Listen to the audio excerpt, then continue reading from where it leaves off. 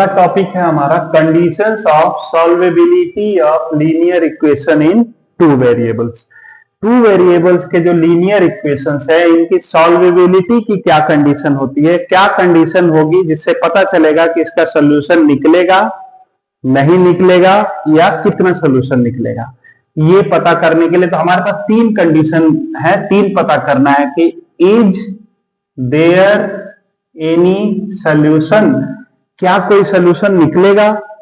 दूसरा how many solutions, ठीक है। दूसरा है कि कितने सोल्यूशन निकलेंगे और एक यूनिक निकलेगा कि नहीं निकलेगा। ये तीन तरह का हमको टेस्ट करना है इनका सॉल्युबिलिटी का। ये हम उनके कोफिशिएंट के बेस पे करेंगे। चलिए चलते हैं। Let's say the two equations of two variables are a1x plus b1y plus c1 is equal to 0 and a2x plus b2y plus c2 is equal to 0. This is our equation number 1 और this one is equation number 2. दो equations है हमारे पास, a1x plus b1y plus c1 is equal to 0 और a2x plus b2y plus c2 is equal to 0. हम जैसे पढ़ चुके हैं कि सॉल्व करने का दो मेथड होता है, ग्राफिकल मेथड तो होता ही है, उसके अलावा दो मेथड होता है, एक सब्स्टिट्यूशन मेथड होता है, एक एलिमिनेशन मेथड होता है। हम किसी भी मेथड से एक की वैल्यू दूसरे में पुट करके और वैल्यू निकाल सकते हैं। चलिए हम एलिमिनेशन मेथड यूज करते हैं। एलिमिनेशन मेथड में क्या होता है, किसी भी x का या y का किसी एक कोफिशिएंट का हम निकालेंगे क्या, एलसीएम। तो हम x के कोफिशिएंट का एलसीएम निकालते हैं, कितना होगा, a1 a2, a1 into a2 होगा। अब हम क्या करेंगे, x के दोनों इक्वेशन में x के कोफिशिएंट को हमको a1 a2 लेकर के आना है। उसके लिए क्या करना होगा, ऊपर वाले इक्वेशन में, इक्वेशन नंबर 1 में जिसमें a1x है इसमें a2 से मल्टीप्लाई करेंगे और दूसरे इक्वेशन में जिसमें a2x है इसमें a1 से मल्टीप्लाई करेंगे। लिखते हैं multiply equation 1 by a2 and equation 2 by a1। Equation 1 में हम a2 से मल्टीप्लाई करेंगे और इक्वेशन 2 में a1 से। तो इक्वेशन 1 क्या हो जाएगा, a1 a2x plus b1 a2y plus c1 a2 is equal to 0। ये लेट से ये हमारा हो गया इक्वेशन नंबर 3।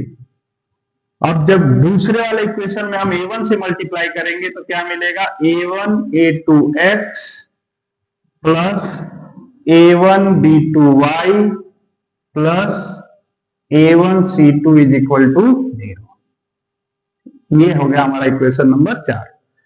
अब हमको क्या मिल गया, a1 a2 दोनों में x का कोफिशिएंट कॉमन मिल गया। जब x का कोफिशिएंट कॉमन मिल गया तो हम क्या करते हैं, इसको सब्ट्रैक्ट कर देते हैं। सब्ट्रैक्ट करेंगे तो सारे साइन माइनस हो जाएंगे, ये भी माइनस, ये खत्म हो गया। यहां क्या बच गया, b1 a2y minus b2 a1y plus c1 a2 minus a1 c2 is equal to 0। अब यहाँ y दोनों में है, y तो हम कॉमन ले लेंगे। y को जब कॉमन लेंगे तो क्या बचेगा, b1 a2 minus b2 a1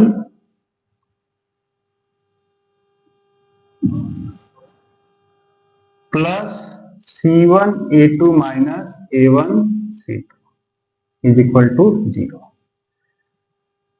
अब हम क्या करते हैं, इस पार्ट को उधर लेके जाते हैं, c1 a2 minus a1 c2 को उस साइड लेके जाएंगे, लेफ्ट राइट हैंड साइड लेकर के जाएंगे तो क्या मिलेगा, y into b1 a2 minus a1 b2 is equal to minus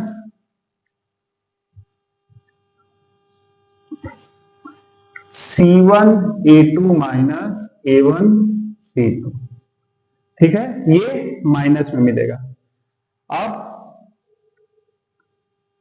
minus से मल्टीप्लाई कर दें, यहां माइनस से दोनों साइड में मल्टीप्लाई करेंगे तो यहां क्या हो जाएगा, y को y रहने देते, माइनस से मल्टीप्लाई हम इस ब्रैकेट में करते हैं, माइनस से ब्रैकेट में मल्टीप्लाई करेंगे तो क्या हो जाएगा, A1 B2 minus A2 B1 is equal to, ये माइनस माइनस प्लस हो जाएगा, C1 A2 minus A1 C2। ये मिल गया। यहां आप देख रहे हैं कि y के रूप में हमको एक कोफिशिएंट मिल गया, इससे हमको y की वैल्यू निकल जाएगी। y की वैल्यू कितनी निकलेगी? y is equal to C1 A2 minus A1 C2 upon A1 B2 minus A2 B1।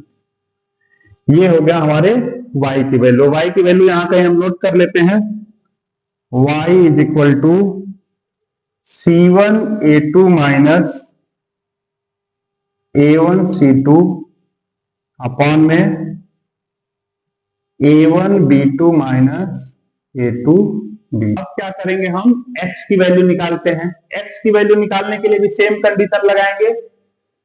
x की वैल्यू निकालनी है तो y की वैल्यू, y की कोफिशिएंट्स को हम इक्वल करेंगे। y की कोफिशिएंट इक्वल करने के लिए क्या करेंगे, यहाँ पे ऊपर वाले इक्वेशन में B2 से मल्टीप्लाई करेंगे और नीचे वाले इक्वेशन में B1 से। तो जब ऊपर B2 से मल्टीप्लाई करेंगे तो B1 इंटू B2 y हो जाएगा और यहाँ B1 इंटू B2 y हो जाएगा। दोनों जगह हमको B1 B2 मिल जाएगा। इससे हमारा ये एक एलिमिनेट हो जाएगा और x की वैल्यू निकल जाएगी। चलिए करते हैं। Multiply equation 1 by B2 and equation 2 by B1। ठीक है, 1 में B2 से करेंगे और 2 में B1 से। तो ऊपर क्या मिलेगा, A1 B2x plus B1 B2y plus C1 B2 is equal to 0 और A2 B1x plus B1 B2y plus B1 C2 is equal to 0। B1 C2 is equal to 0। अब क्या होगा, फिर माइनस करेंगे। ये है हमारा इक्वेशन नंबर 3, ये इक्वेशन नंबर 4। 3 में से 4 को हम माइनस कर रहे हैं, सारे साइन चेंज हो गए। ये B1 B2y और B1 B2y कैंसिल हो गए। यहां क्या बचा, A1 B2x minus A2 B1x plus C1 B2 minus C2 B1 is equal to 0। फिर से x कॉमन लेंगे, A1 B2 minus A2 B1 plus C1 B2 minus C2 B1 is equal to 0। Same process जैसे हमने पिछली बार किया, इस बार करेंगे। x की वैल्यू आ जाएगी, एक स्टेप और कर लेते हैं, x into A1 B2 minus A2 B1 is equal to minus C1 B2 minus C2 B1। अब इस माइनस से हम यही मल्टीप्लाई कर देंगे, अंदर में क्या हो जाएगा, ब्रैकेट में C2 B1 minus C1 B2 और यहां क्या हो जाएगा, x into A1 B2 minus A2 B1। ठीक है, अब यहां x की वैल्यू हम निकल जाएगी। x की वैल्यू क्या आ जाएगी, ये जाके डिवाइड हो जाएगा। तो x इज इक्वल टू हो जाएगा C2 B1 minus C1 B2 upon में A1 B2 minus A2 B1। ठीक है, y की वैल्यू निकल गई C1 A2 minus A1 C2 upon A1 B2 minus A2 B1 और x की वैल्यू निकल गई C2 B1 minus C1 B2 upon A1 B2 minus A2 B1। हमको दो वैल्यू निकल गई। अब कंपेयर करते हैं, देखते हैं इससे हमको क्या रिजल्ट मिलता है। इसका थोड़ा हम एनालिसिस करेंगे। ठीक है, पहला कंडीशन रखते हैं। ठीक है, पहला कंडीशन क्या रखते हैं, न्यूमरेटर कुछ भी हो। ठीक है, न्यूमरेटर कुछ भी, उससे फर्क नहीं पड़ेगा। डिनोमिनेटर में दोनों में कॉमन क्या है, A1 B2 minus A2 B1 यहां भी है, A1 B2 minus A2 B1 यहां भी है। दोनों जगह डिनोमिनेटर में सेम है, तो हम कंपेयर करेंगे इसी डिनोमिनेटर से। पहली कंडीशन क्या हो सकती है, A1 B2 minus A2 B1 is equal to 0। ठीक है, a1b2 minus a2b1 is equal to 0। अगर ऐसी कंडीशन है, इससे हमको क्या मिल जाएगा, a1b2 is equal to a2b1। अब इससे a1 अपान a2 कर दें तो क्या निकल जाएगा, a1 upon a2 is equal to b1 upon b2। अब देखिए a1 और a2 क्या है, x के कोफिशिएंट, b1 और b2 क्या है, y के कोफिशिएंट। तो अगर x के कोफिशिएंट का रेशियो और y के कोफिशिएंट का रेशियो अगर इक्वल है, ठीक है, अगर x के कोफिशिएंट का रेशियो और y के कोफिशिएंट का रेशियो अगर इक्वल है, ठीक है, तो यहां पे क्या निकल के आएगा, y की वैल्यू 0 हो जाएगा, तो इनफाइनाइट आएगा। ठीक है, हम यही वैल्यू हम यहां पुट करते हैं। ठीक है, यही वैल्यू को जब हम इस इक्वेशन में पुट करके देखते हैं, मानते हैं कि इसकी वैल्यू क्या हो गई, k, कोई एक कांस्टेंट वैल्यू आ रहा है। ठीक है, जो a1 a2 की जो वैल्यू है, a1 by a2 या b1 by b2, ये इक्वल है तो किसी के बराबर होंगे। मान लेते हैं कि ये किसी कांस्टेंट के बराबर है। ठीक है, अब जब ये किसी कांस्टेंट के बराबर हैं तो a1 इज इक्वल टू क्या लिख सकते हैं, k इंटू a2, और b1 इज इक्वल टू क्या लिख सकते हैं, k इंटू b2। ठीक है, a1 इज इक्वल टू निकला k इंटू a2 और b1 इज इक्वल टू निकला k इंटू b2। अब हम यही वैल्यू रख दें, जो ये वैल्यू है यही वैल्यू हम यहां रख देते हैं। ठीक है, a1 के जगह पे रख दें k इंटू a2 और b1 के जगह पे रख दें k इंटू b2। चलिए रखते हैं, तो क्या मिलेगा, k a2 x plus k b2 y plus c1 is equal to 0, या k अगर कॉमन ले लें तो a2x plus b2y plus c1 is equal to 0। ठीक है, k into a2x plus b2y plus c1 is equal to 0। अब हम a2x plus b2y अगर यहां पे देखें, यहां a2x प्लस b2y की वैल्यू कितनी है, a2x प्लस b2y की वैल्यू क्या है, अगर c2 को इस साइड ले आते हैं तो वो हो जाएगा minus c2। a2x plus b2y की वैल्यू क्या हो जाएगी, माइनस c2। तो हम यहाँ पे a2x प्लस b2y के जगह पे क्या पुट कर सकते हैं, माइनस c2। अब माइनस c2 रखेंगे तो क्या हो जाएगा, k into minus c2 plus c1 is equal to 0। इससे हमको मिल जाएगा minus k c2 is equal to c1, sorry minus c1, और इससे हमको मिल जाएगा c1 upon c2 is equal to k, c1 upon c2 is equal to k। तो इसको हम यहां उठा के रख दे, k की जगह पे c1 अपान c2 ये हो गया c1 upon c2 is equal to k। ठीक है, जब भी हम a1 b2 minus a2 b1 is equal to 0 ले रहे हैं तो हमारे सारे कोफिशिएंट का रेशियो, x के कोफिशिएंट का रेशियो, y के कोफिशिएंट का रेशियो और कांस्टेंट का रेशियो इक्वल हो जाना है। ठीक है, इट मीन्स कंडीशन ये बन गई कि जब x के कोफिशिएंट का रेशियो, y के कोफिशिएंट का रेशियो और कांस्टेंट के कोफिशिएंट का रेशियो इक्वल होगा तो a1 b2 minus a2 b1 is equal to 0 होगा। अब अगर हम ये वैल्यू यहाँ 0 रखते हैं, a1 b2 minus a2 b1 अगर 0 रखते हैं तो हमको क्या मिलेगा, y की वैल्यू इनफाइनाइट मिलेगी। ठीक है, ऐसे ही इसमें रखेंगे तो x की वैल्यू भी इनफाइनाइट मिलेगी। मतलब जब भी हम ये कंडीशन लगाएंगे, ये कंडीशन हमको दिखेगी तो equation will have infinite many solutions. ठीक है, तो ये क्या मिलेगा, इनफाइनाइट मेनी सॉल्यूशंस लिख लेंगे। ठीक है, जब भी हम यहाँ पे ये अगर कोफिशिएंट का रेशियो इक्वल होगा तो इसको हमको इनफाइनाइट मेनी सॉल्यूशंस मिलेंगे। अगला कंडीशन पे आते हैं हम, a1 by a2 minus b1 by b2 is not equal to 0। ठीक है, अगर 0 नहीं होगा तब क्या होगा, अगर ये 0 नहीं होगा तो A1 B2, अब दोनों साइड में हम A2 B1 प्लस कर दें, इधर भी प्लस कर दे इधर भी प्लस कर दे, तो क्या हो जाएगा, यहां तो खत्म हो जाएगा, not equal to A2 B1, A1 by B2 is not equal to A2 B1, और A1 upon A2 is not equal to B1 upon B2। ठीक है, एक नया कोफिशिएंट, एक नया कंडीशन हमको मिल गया कि x का कोफिशिएंट का रेशियो दोनों इक्वेशन में अगर y के कोफिशिएंट के रेशियो के बराबर नहीं होगा।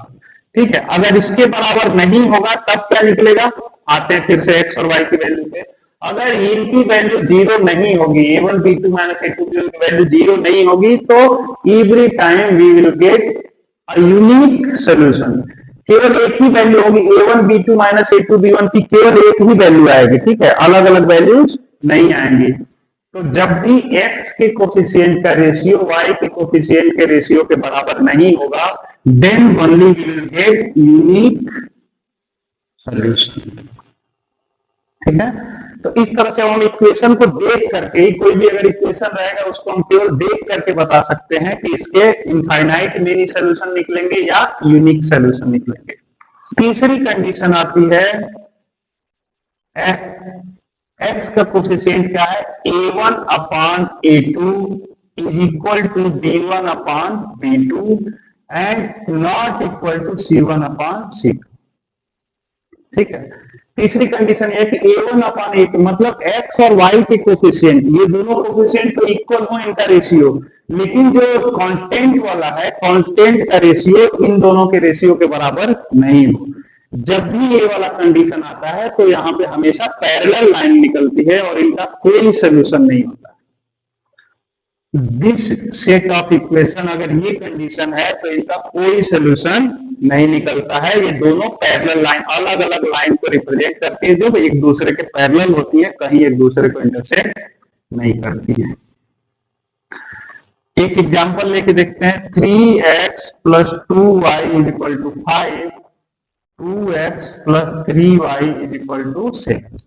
ठीक, अब इसमें A1 बाई A2 कितना होगा, 3 upon 2 is not equal to 2 upon. ठीक है, पहली कंडीशन है A1 upon A2 is not equal to B1 upon B2। इस इक्वेशन का हमेशा हमको क्या मिलेगा, एक ही यूनिक सोल्यूशन मिलेगा, केवल एक ही इक्वेशन का सोल्यूशन होगा जो सेटिस्फाई करेगा। यही अगर ऐसे रहता equation 6x plus 4y is equal to 10। ठीक है, 3x plus 2y, sorry 3x plus 2y is equal to 5 और 6x plus 4y is equal to 10, अगर ये कंडीशन रहता, जैसे सेट ऑफ इक्वेशन है, तो ये दोनों एक ही लाइन को रिप्रेजेंट करते हैं, मतलब कोइंसाइडिंग लाइंस होती है, मतलब दोनों लाइन एक ही लाइन पे होती है, इसीलिए हर एक पॉइंट इसका सोल्यूशन होता है। इस लाइन पे जितने भी पॉइंट मिलेंगे वो सारे इसके सोल्यूशन होंगे। Therefore we say that this set of equation has infinite many solution. तीसरी कंडीशन क्या आएगी, 3x plus 2y equal to 5 और 6x plus 4y equal to late से 8। अब यहां क्या निकला, 3 upon 6 is equal to 2 upon 4, it's not equal to 5 upon 8। 3 upon 6 हुआ 1 अपॉन 2, 2 अपॉन 4 भी हुआ 1 अपॉन 2, और 5 अपॉन 8 1 अपॉन 2 से छोटा है। तो जब इन दोनों का कोफिशिएंट x और y का कोफिशिएंट ये कांस्टेंट वाला जो है उसके रेशियो के बराबर नहीं है इन दोनों का रेशियो, तो ये हमेशा पैरेलल लाइन को डिनोट करते हैं। यही तीन हमारी कंडीशंस हैं इक्वेशन के, हमारे लीनियर इक्वेशन के सॉल्वेबिलिटी के। इन्हीं के बेस पे हम बताते हैं कि जो हमारा सेट ऑफ लीनियर इक्वेशन है उसका एक सोल्यूशन है, मेनी सोल्यूशन है या कोई सोल्यूशन नहीं है। धन्यवाद।